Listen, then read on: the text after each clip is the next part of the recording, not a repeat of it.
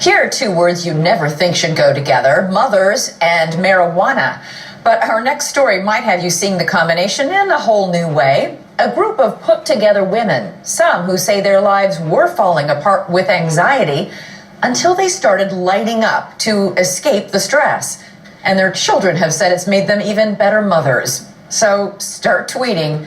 You're not going to be on the fence about these soccer moms turned so-called stoner moms.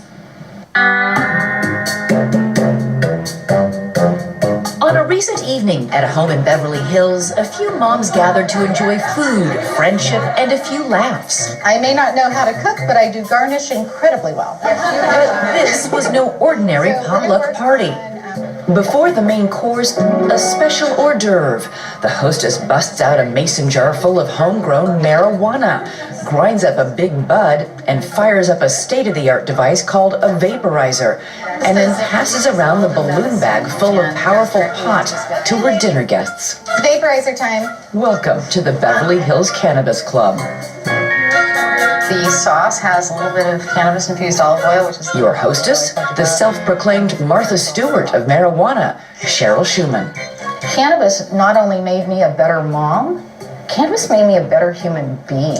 Cannabis made you a better mom? Absolutely. So how did this all come to be? Well, flashback 10 years. Cheryl was a married mother of two and a successful optician to the stars.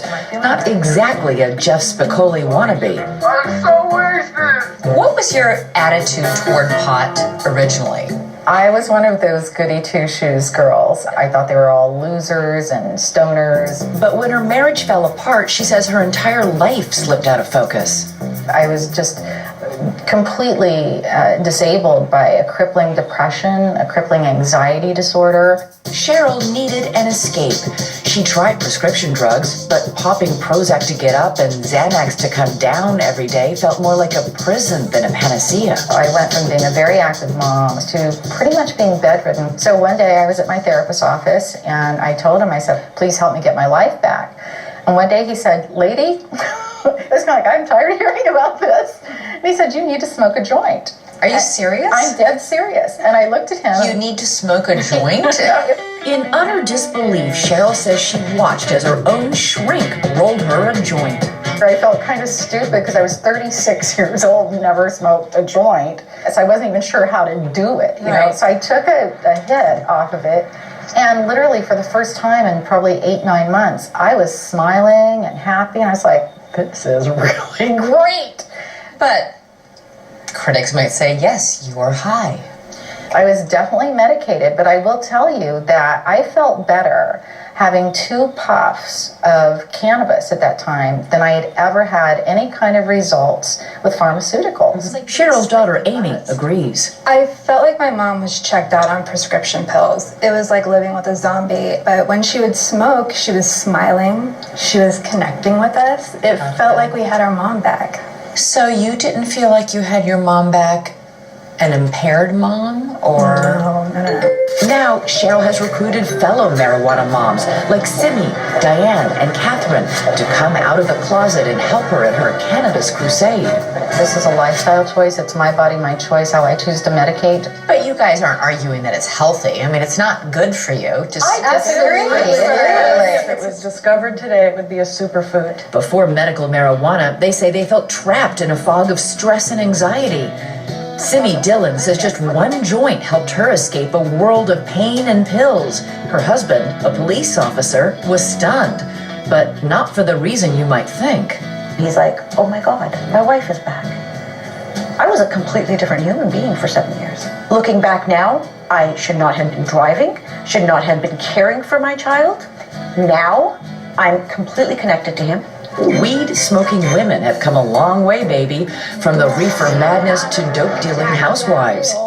Now medical marijuana is legal in 18 states, but parenting in pot? That's still taboo. So what would all of you say to people who think out there, you've got to be kidding me? I mean, you know, these ladies are... I'm going to tell it from the point of view of my 10-year-old child. So I'm going to medicate. When I'm in pain, I'm in bed for days. I don't talk. I'm miserable. My son will come up to me and say, Mom, it's time to medicate. Go get some cannabis. Come back to us. That's what I tell you. If your 10-year-old child is okay with it, I think adults should be okay with it. But do the kids see them as role models? Well, Diane has 2 boys, 20 and 22. One started using before she did. The other steers clear, but understands why she uses pot. Amy, 32, who has watched her mother medicate for the last decade, just started hitting the vaporizer 3 weeks ago. But you've heard the arguments, which is that marijuana is the gateway drug. Yes, I've heard that it's a gateway drug, but I define it as my exit drug. Because compared to what I was doing before, wow, I'm a lot less stoned now. You know, I have to admit, I was a skeptic too. You know, I would have been one of those moms watching this right now and said, that woman's out of her mind. It's up to the person to be a responsible parent. Being responsible also means being healthy, and many of these moms choose to grow their own marijuana. This is Cheryl at her pot farm, where she harvests her THC with TLC, right next to the tomatoes and the zucchini. You'll notice these moms use the phrase medicate, not get stoned. They claim they don't get so baked that they can't care for their children, drive safely, work a demanding job, or function during, say, a network news interview. Have any of you guys done any pot today? Right before I sat down. Coming over here, I was really tense, really nervous. And so literally just one inhale. Just one inhale? Just one inhale. That was it. But I mean, as soon as she medicates, instant results. Calm, cool, collected, smiling. We did witness a small case of the giggles later that evening at Cheryl's home. At that potluck party where Chef David Chanel's prepared a gourmet meal with the help of that special ingredient. But if this party were a bake sale, Cheryl would be in big trouble. Marijuana is still an illegal narcotic in the eyes of the federal government. Are you ever afraid, given the fact that you grow it, and it's legal in California but illegal federally? Every single time I do an interview, I get nervous because I wonder, is this going to be the day that the federal government is going to make an example out of me and throw me in jail? It's scary. Super scary when she considers recent headlines. Prosecutors say this mother of 3 is no different than a Colombian drug lord. What do you hope to change about the way America looks at this plant? I remember thinking, you know, why are you going to go on national television and let everyone know that you smoke pot? And then it's like, you know what? It's because it's the right thing to do. I want to be able to do something that, you know, makes a difference in people's lives.